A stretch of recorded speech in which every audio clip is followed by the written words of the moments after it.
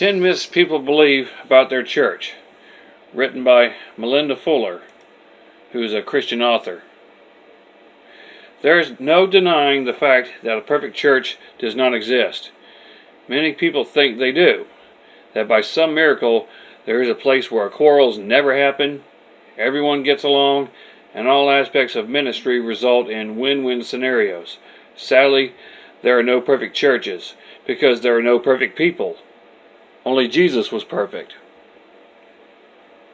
Just as companies and organizations are run by imperfect individuals who make decisions out of selfish motives, act out of greed, and abuse power, so does the church. The size, denomination, age, and socioeconomic status change nothing, because it is the people who are flawed, not a building, doctrine, theology, or a set of core values. The perfect church is one of the greatest fabrications in the Christian world. The belief that if I could just move to that church, life would get better. It is a terrible myth, and it's not the only one. We've managed to come up with 10 others. And here they are.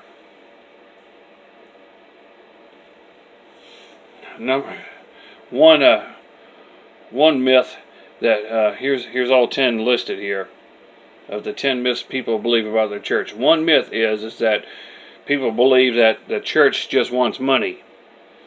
Most of us know that isn't true, but some still act like it. When the offering moment arrives, they find some way to distract themselves from the plate being passed from one person to the next. They run to the restroom, strike up a conversation with a neighbor, or zone in on their phone screen, anything to hold their pocketbooks or their wallets just a little tighter. These are the type of people who don't understand that without the regular offering, the regular tithe and offering, there wouldn't be air conditioning in the summer, heat in the winter, toilet paper in the bathroom, or a facility and workers eager to hang out with their children during the entire service.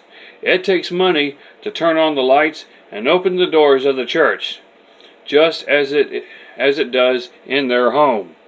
Or shall I say, the same thing in your home.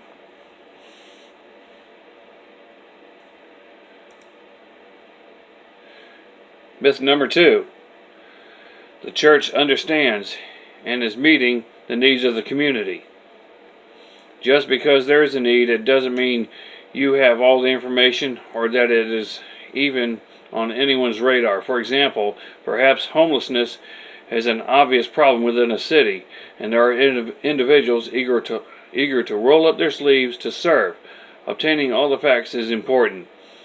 If there is a need that God has been pressing on your heart, speak up about it. Ask questions. Send an email. See if the issue is even on the radar of the church, on the church leadership. If not, chances are there are community leaders and or organizations that are already tackling the problem. Connect with them and become informed. Don't let your emotions overshadow the need to become educated before addressing a need. There is a good chance that there are other individuals in your church who have a desire to help also. Don't wait until the pastor rolls out a new ministry opportunity. Be proactive and move in the direction God is leading you. Myth number 3. The church is full of phony, problematic people. While there may be some truth in this myth, it is not completely accurate. Yes, the church is full of phony people, as well as those who could be labeled problematic, but we could easily exchange those words for hypocrites, addicts, or those battling mental issues, those who are mentally challenged, those struggling with identity, who are riddled with guilt and shame, and who are working through loss, anxiety, and fear make up the other half. Everyone has an issue. But while some look down their noses Others are eagerly showing up, despite the mess and chaos of their lives. They have experienced much grace, and so they are generous in showering it on others. They are joining hands with others who are broken and serving wherever they can. They're diving deep into relationships, where they sharpen others and are growing together towards a more whole and beautiful version of themselves.